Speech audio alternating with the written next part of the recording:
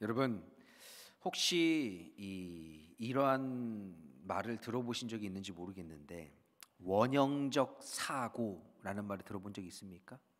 원형적 사고 못 들어보셨어요? 예, 그렇죠. 저도 들은 지 얼마 안 됐어요. 제가 어느 목사님 설교를 듣는데 이 원형적 사고에 대해서 딱 이야기를 하시는 거예요. 그래가지고 이게 뭔가 하고 제가 찾아봤습니다. 이 원형적 사고는 경영학과 이 행동 경제학에서 말하는 리프레임이라는 이론과 굉장히 닮아 있어요. 그냥 제 의견입니다. 이 장원영이라는 여러분 가수 아십니까? 장원영 들어본 적 없으세요? 예, 저도 누군지 잘 몰랐는데 찾아보니까 한국의 유명한 여자 아이돌 가수더라고요. 어려요. 10대랍니다. 10대. 그런데 이 장원영이라는 이 여자 아이돌 가수가 스페인에 여행을 갔는데 그 스페인에 유명한 빵집이 있대요. 빵집. 스콘 이런 거 유명하게 파는 데가 있는데 그 빵집에 가서 줄을 서서 빵을 사 먹으려고 이제 기다리고 있었습니다. 그렇게 앞에 한 사람 이제 빵을 사가면 줄이 점점 줄어들 거 아니에요. 이제 자기 차례가 이제 딱 됐는데 갑자기 가게 주인이 나와가지고 솔드 아웃 딱 이러는 거예요. 여러분 어떠세요? 만약에 여러분이 정말 시간 내서 여행 중에 이 유명한 빵집이라고 해서 들렸는데 줄 서서 막 기다리다가 갑자기 내 앞에서 솔드 아웃 됐다 그러면 여러분 어떻게 생각하시겠습니까? 화나요. 화까지 낼 필요는 있을까 싶긴 한데 속상하죠. 그렇죠? 안타깝고 보통은 아마 그럴 거예요. 근데 이 장원영이라는 아이돌 가수는 이때 이 반응을 보이는 게 이게 화제가 돼서 신조어 이 원형적 사고, 그러니까 장원영의 이름을 따서 원형적 사고, 원형이처럼 생각하는 거라고 해서 원형적 사고라고 부릅니다. 이 말이 탄생하게 돼요. 이 장원영이라는 어린 아이돌 가수가 보인 반응은 뭐냐면 막 박수치면서 좋아해요. 기뻐합니다. 왜일까요? 어떻게 말하냐면 와, 이제 내가 조금만 기다리면 갓 구운 빵을, 맛있는 빵을, 따뜻한 빵을 제일 처음으로 먹을 수 있잖아. 이렇게 하면서 막 박수치면서 좋아하더래요. 여러분 어떻게 생각하십니까?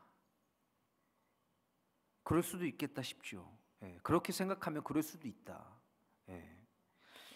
리프레임이라는 책을 보면 성공과 좌절, 성공과 실패를 가르는 핵심이 뭐냐 하면 불확실성을 바라보는 관점이라고 합니다. 이 uncertainty라는 부분을 어떻게 내가 바라보느냐 라는 데에 있어서 성공과 좌절이 갈린다고 해요.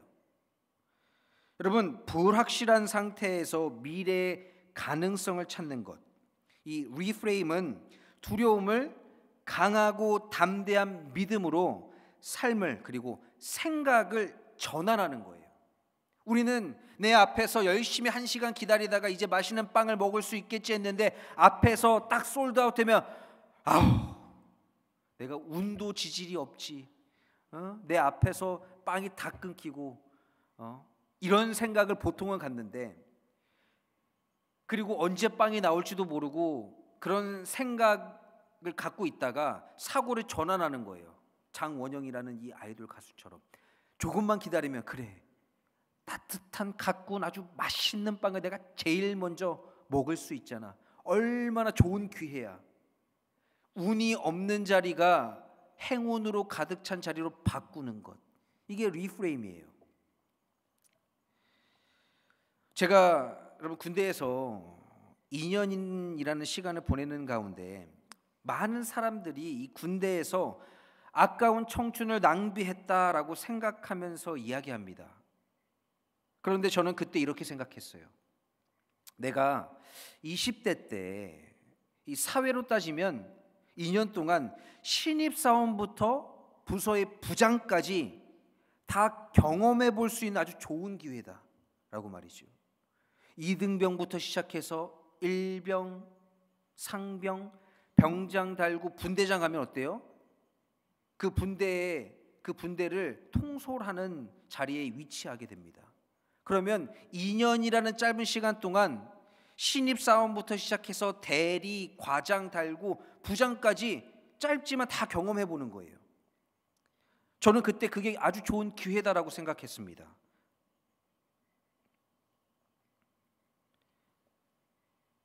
그렇게 생각해 보면 군대에서 보내는 2년이라는 시간은 시간 낭비가 아니고 사회를 배우고 경험하는 좋은 시간이 되지요.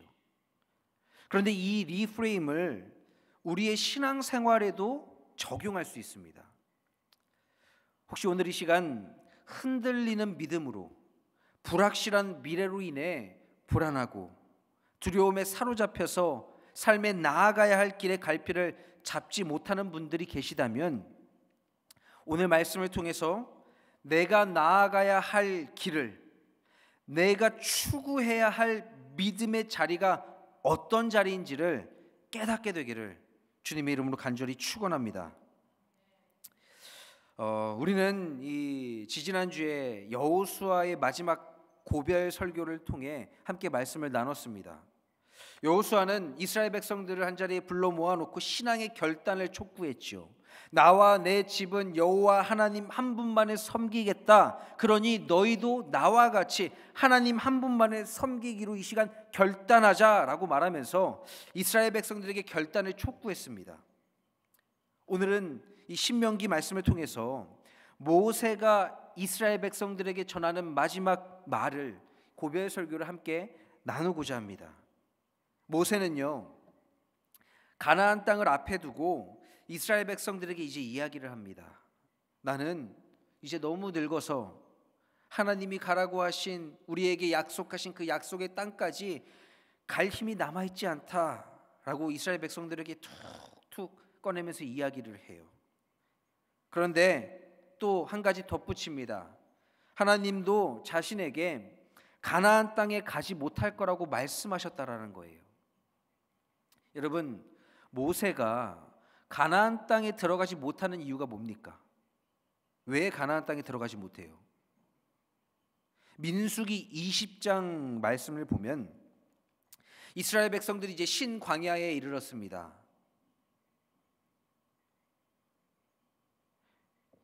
그런데 그곳에는 물이 없었어요. 마실 물이 없었죠. 그렇게 또 갈증을 느끼면서 이스라엘 백성들이 모세와 아론을 득달같이 찾아와서 막 아우성칩니다. 불평하듯이 이야기해요. 우리가 마실 물이 없어 죽겠으니 당장 물을 내놓으라 라는 거지요.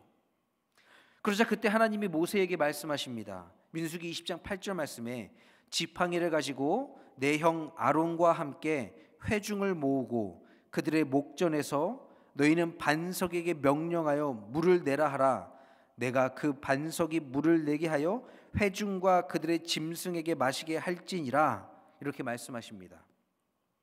그러자 모세가 하나님의 말씀을 듣고 지팡이를 가지고 형제 아론과 함께 이스라엘 백성들에게 나아갑니다.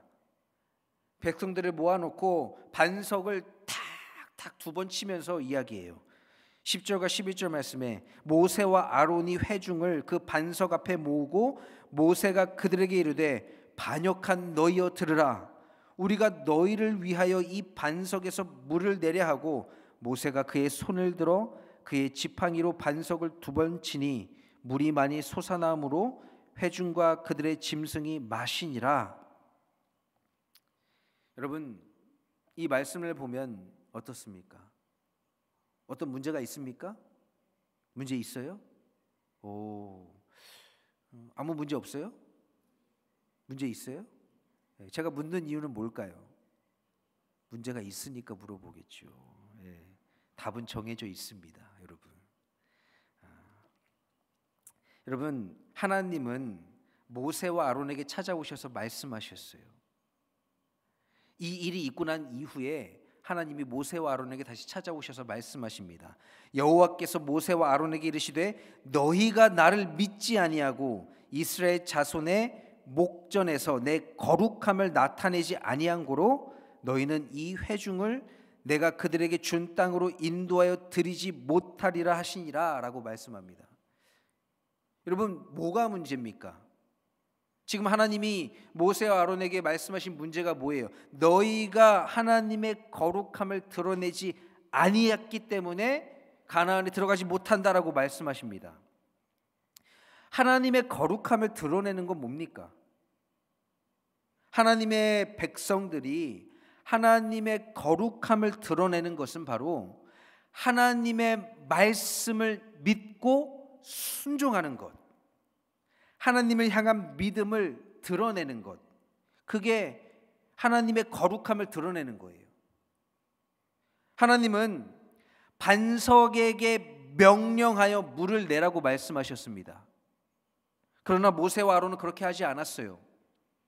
이스라엘 백성들이 또 자신들에게 찾아와서 막 득달같이 우리를 죽이려고 하느냐, 이럴 거면 여기 왜 데려왔냐, 짜증내고 화내고 네가 하는 게 뭐가 있냐, 우리 어떻게 좀 해봐라 하는 게 마음이 상했습니다. 그래서 백성들을 다 불러 모았어요. 하나님이 말씀하신 대로. 하나님은 분명 반석에게 명령하여 물을 내라고 하셨는데 모세는 어떻게 말합니까? 지팡이로 반석을 탁탁 두 번 치면서 우리가 너희를 위하여 이 반석에서 물을 내랴, 이렇게 말합니다. 이 말이 뭐예요? 너네가 지금 나 기분 상하게 했어. 나한테 와서 왜 화를 내? 봐봐, 우리가 지금 너희들 때문에 이 물을 낼게 하면서 퍼포먼스를 보여주는 거예요. 반석을 두 번 탁탁 치면서. 여러분, 이 행위는 하나님의 거룩함을 드러내는 행위입니까? 나의 거룩함을 드러내는 행위입니까? 나의 거룩함을 드러내는 행위지요. 하나님은 분명 말씀하셨어요. 반석에게 명령하여 물을 내라고. 하나님의 거룩함을 드러내는 건 하나님의 말씀을 믿음으로 순종하는 겁니다. 시편 기자는 시편 106편 32절과 33절 말씀에 모세가 가나안 땅에 들어가지 못한 이유를 이렇게 설명합니다. 그들이 또 무리바 물에서 여호와를 노하시게 하였으므로 그들 때문에 재난이 모세에게 이르렀나니 이는 그들이 그의 뜻을 거역함으로 말미암아 모세가 그의 입술로 망령되이 말하였음이로다. 그런 상황을 모세가 회고하면서 이스라엘 백성들에게 이야기합니다. 나는 이와 같은 이유로 너희와 함께 가지 못한다 라고 말이지요. 모세는 하나님의 사역을 80세 때 시작했습니다. 하나님의 부르심에 아멘으로 응답할 때까지 꽤나 긴 시간이 흘렀어요. 적어도 40년의 세월을 광야에서 방황하면서 하나님의 부르심을 거절하며 도망치듯 살았습니다. 도망치듯 살았던 배경에는 모세의 범죄가 있어요. 모세는 애굽에서 왕궁에서 왕자로 살았습니다. 그러나 어느 날 화를 이기지 못해서 히브리 노예를 괴롭히는 애굽 사람을 죽여요. 살인의 범죄를 저지릅니다. 그러니까 모세는 누구예요? 히브리 사람이죠. 자신의 정체성이 히브리인이에요. 근데 어느 날 밖에 나가서 돌아다니는데 이 애굽 사람이 히브리 노예를 막 너무 괴롭히는 거예요. 거기에 순간 막 화가 나가지고 애굽 사람을 죽입니다. 그러나 살인을 저지른 이후에 정신이 돌아오고 나서 두려움이 엄습하죠. 눈에는 눈, 이에는 인대. 내가 살인을 저질렀으니 나도 내 살인의 죄를 나의 죽음으로 치러야 될 텐데 두려웠습니다. 그래서 모세는 자신의 죄를 덮기 위해 모래로 시신을 덮어요. 자신의 죄를 덮어버립니다. 감추려고. 그러나 그 주변에 이미 증인들이 많이 있었어요. 그 상황을 목격한 사람들이 많이 있었습니다. 범죄가 드러나게 되죠. 그로 인하여 모세는 자신이 죽임을 당할까 봐 두려움에 미디안 광야로 도망칩니다. 그렇게 모세는 그곳에서 40년 동안 두려움에 사로잡힌 채 도망자로 살아가지요. 하나님은 그런 두려움에 사로잡힌 그런 도망치듯 삶을 살아가는 모세를 끊임없이 찾아와 만나주십니다. 그리고 그와 동행하시지요. 믿음이 없어 하나님의 말씀에 순종하지 못하는 모세를, 믿음이 없어 늘 두려워하며 살아가는 모세를 하나님은 끊임없이 만나주시고 그를 격려해 주십니다. 모세는 그렇게 자신의 인생 가운데 가장 보잘것없고 가장 연약하고 두려움에 사로잡힌 인생을 살아갈 때, 가장 믿음이 없을 때, 하나님의 말씀에 순종하지 못할 때 나를 보듬어 주시고 나를 감싸 안아 주시는 하나님을 경험하게 됩니다. 그렇게 하나님께 붙들린 채로 생의 마지막 순간에 가나안 땅에 들어가기에 앞서 자신의 삶을 돌아보면서 이스라엘 백성들에게 이야기해요. 걱정하지 마라, 염려하지 말라, 두려워하지 말아라. 하나님이 너희들보다 앞서 요단강을 건너가셔서 그곳에 있는 민족들을 멸하시고 그 땅을 너희가 차지하게 하실 것이다. 이렇게 백성들에게 이야기합니다. 사랑하는 참사랑교회 성도 여러분, 2024년의 절반이 다 지나갔습니다. 우리는 2024년의 새로운 절반을 맞이했습니다. 하나님이 우리에게 맡기신 일들이 있지요. 우리는 정녕 그 일을 온전히 감당하며 살아가고 있습니까? 여러분, 누군가가 이런 말을 했어요. 포기하는 순간 핑계거리를 찾게 되고 할 수 있다고 생각하는 순간 방법을 찾는다라고 말이지요. 여러분, 포기하는 순간에 내가 이것을 하지 않아도 되는 여러 가지 이유를 찾습니다. 내가 돈이 없어서, 내 시간이 없어서, 내가 바빠서, 내 생활 형편이 안 돼서, 내 몸이 힘들어서, 뭐가 안 돼서, 그래서 못해 하는 수만 가지의 핑계를 찾아요. 포기하는 순간. 그러나 할 수 있다고 생각하는 순간 어떻게 하면 할 수 있는지에 대한 방법을 찾습니다. 우리도 어쩌면 이스라엘 백성들 앞에서, 이스라엘 백성들처럼 요단강 앞에서 저 건너편의 가나안 땅을 바라보면서 두려움으로 앞으로 나아가지 못하고 있지는 않습니까? 나는 아직 준비가 되지 않았다. 우리는 아직 이 일을 할 수 없어. 우리는 일할 일꾼도 없고 전쟁에 나가 싸울 전사도 없고 우리는 아직 연약해 라고 생각하면서 하느님의 일을 감당하지 못할 조건들만 생각하며 두려움에 사로잡힌 삶을 살아가고 있지는 않습니까? 이래서 안 돼, 저래서 안 돼. 하나님이 함께 하실 것이라는 이야기를 들어도, 하나님이 앞서 우리가 나아가야 할 길을 정비하실 것이라는 말을 들어도 나의 믿음 없음으로 하나님이 가라 하신 그 길이 가시밭길같이 느껴지고 자갈밭같이 느껴지고 또 지금 그냥저냥 살만한데 왜 굳이 내가 그런 모험을 해야 돼? 굳이 그런 힘들고 어려운 도전을 하며 그 길을 가야 돼? 그 길을 가고 싶지 않은 그런 마음, 그런 믿음 없는 삶을 살아가고 있지는 않습니까? 이스라엘 백성들도 그랬어요.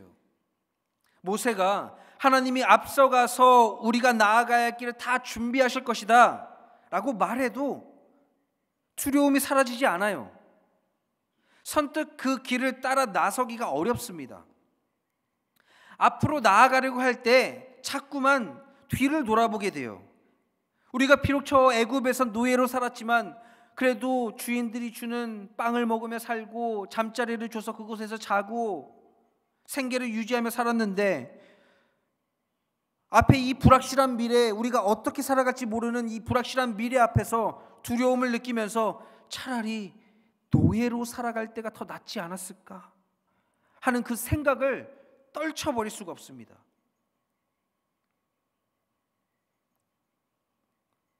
그들에게는 아직 굳건한 믿음이 없었습니다. 그러자 모세는 그들을 안심시키기 위해 하나님이 앞서 역사하신 사건 하나를 기억에서 끄집어내요. 그 사건이 무엇입니까? 가나안 입구까지 오는 이 길목에서 우리가 아모리 족속을 만나 싸워서 이겼던 그 기억을 끄집어냅니다. 하나님이 아모리 왕 시온과 옥과 그 땅에 행하신 것처럼 우리가 앞으로 나아갈 가나안 땅에서도 하나님이 앞서가셔서 그와 같이 행하실 것이다 라는 것이지요. 기억해봐라. 이미 앞서 하나님이 우리에게 이와 같은 일을 행하셨다. 우리는 그저 하나님을 믿고 믿는 마음으로 믿음으로 나아가기만 하면 된다 라고 이야기합니다. 그런데 그 이야기를 듣는 백성들은 더 겁이 나요. 좀처럼 두려움이 가시지가 않습니다. 왜 그럴까요? 이스라엘 백성들은 애굽에서 노예로 400년 이상 생활을 했습니다. 그들은 가나안에 있는 민족들과 싸울 무기도 없어요. 전투도 배워본 적이 없습니다. 훈련받은 군사도 없어요. 상식적으로 생각해 보면 도무지 다른 민족과 싸워서 이길 수 있는 방법이 없습니다. 그런데 모세는 우리 보고 요단강을 건너가서 하나님이 약속하신 그 땅을 차지하라고 이야기해요. 지금까지 우리를 이곳까지 인도하신 하나님을 믿으며, 그러나 지금까지 우리와 함께한 모세도 없이 말이죠. 그러니 두려움이 사라지지 않아요. 그런 이스라엘 백성들을 향해서 모세는 다시 이야기합니다. 하나님이 우리에게 말씀하신 대로 그 모든 것을 행할 것이니 너희들 걱정하지 말아라. 이 모든 거 하나님이 이미 다 계획해 놓으셨다. 그러니 그 땅에 들어가 말씀에 순종하라 라고 이야기합니다. 그런데 여러분, 저는 이 이스라엘 백성들의 두려움이 이해가 됩니다. 내가 나를 잘 알죠. 내 능력이 어디까지인지 내가 나를 잘 압니다. 나에게 맡겨진 일이 있는데 이게 내 능력으로는 도무지 감당할 수 없음을 알 때가 있죠.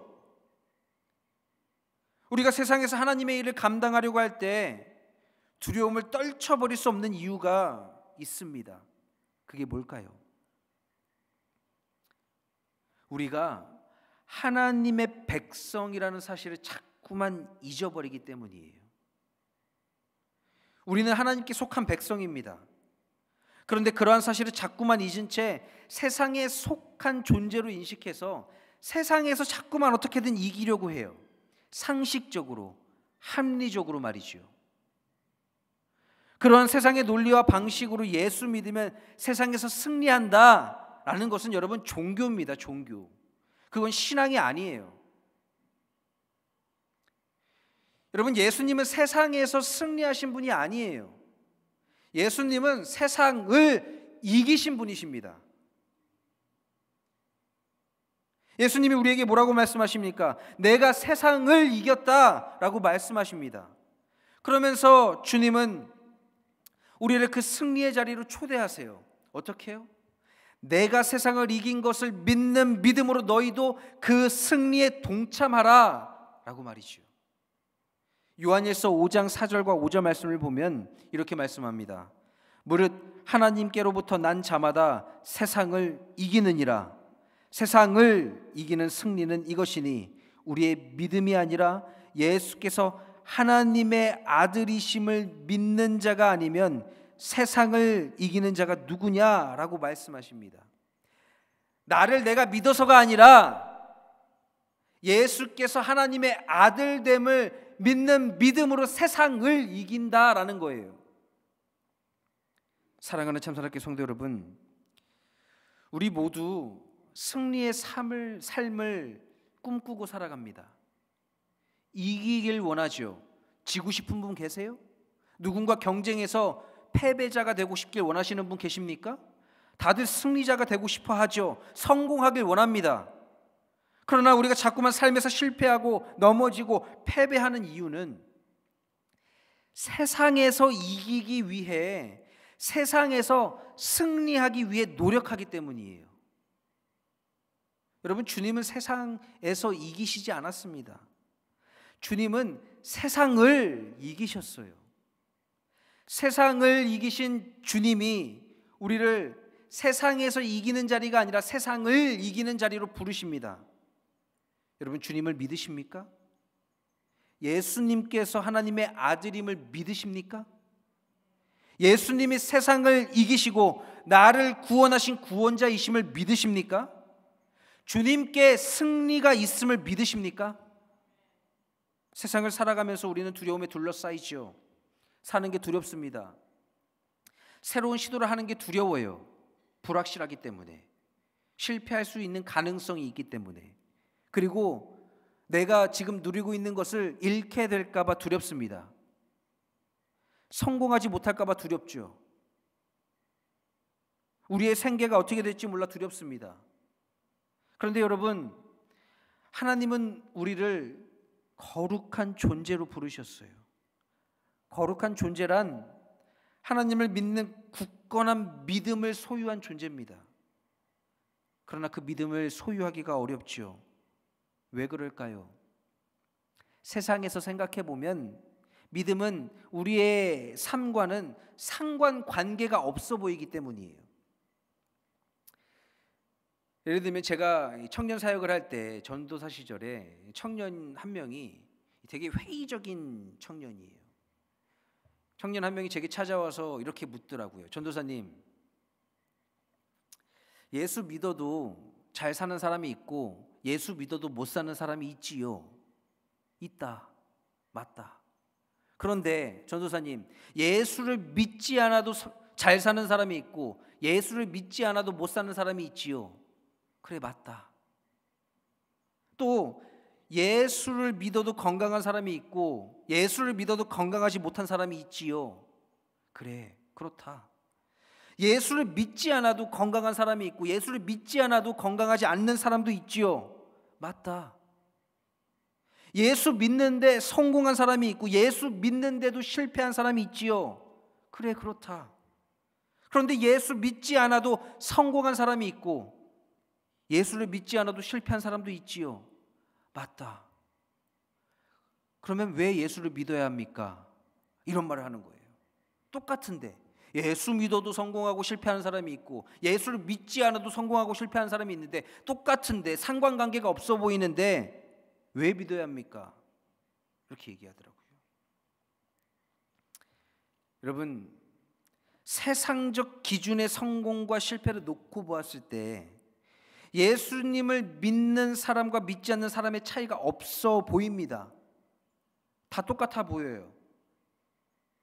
요즘 기독교가 욕먹는 이유가 뭡니까? 세상에서 예수를 믿지 않는 사람보다 더 못한 삶을 살아가기 때문에 욕먹는 거 아닙니까? 또 못하게 삶을 살아가는 사람들도 있어요. 다 똑같아 보여요. 그런데 주님은 우리를 거룩함의 자리로 자꾸만 부르십니다. 그 거룩함의 자리가 어떤 자리예요?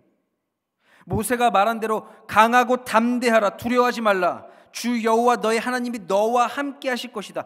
주님과 동행하는, 주님의 주권 아래에 있는 주님의 자녀된 삶의 자리입니다. 여러분, 주님은 우리가 세상 속에서 성공을 추구하는 존재가 아니라 세상을 이기는 존재가 되라고 말씀하십니다.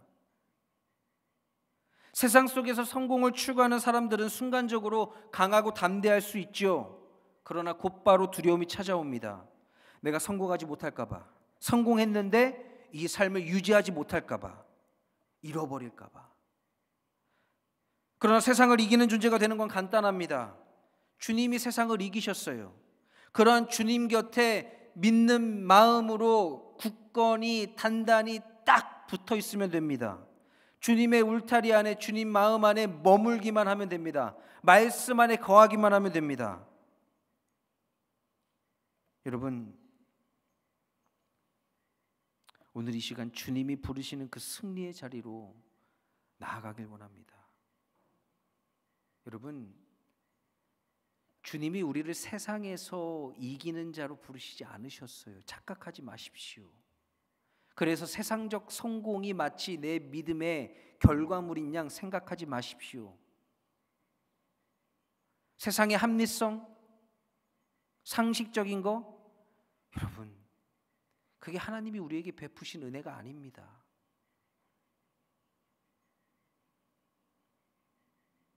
성공할 만한 사람이 성공하는 거, 여러분, 거기에 은혜가 있습니까? 나같이 죽어 마땅한, 나같이 볼품없는, 나같이 죄 많은 인생이 하나님을 믿는 마음으로, 믿는 믿음으로 말미암아 내가 자유함을 얻고 구원함을 얻었다는 게 얼마나 은혜고 축복입니까?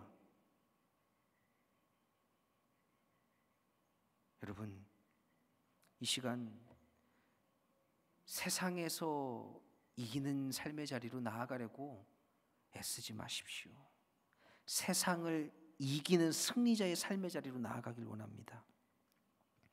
세상 속에서 이게 합리적이고 이게 상식적이라는 함정에 빠져서 두려움에 헤어나오지 못하는 패배자의 삶, 세상에서 어떻게든 이기려고 애쓰는 삶을 살아갈 것이 아니라 주님이 부르는 자리, 세상을 이기는 자리로, 믿음으로 두려움을 이기는 자리로 나아가는 우리 모두가 되기를 주님의 이름으로 간절히 축원합니다.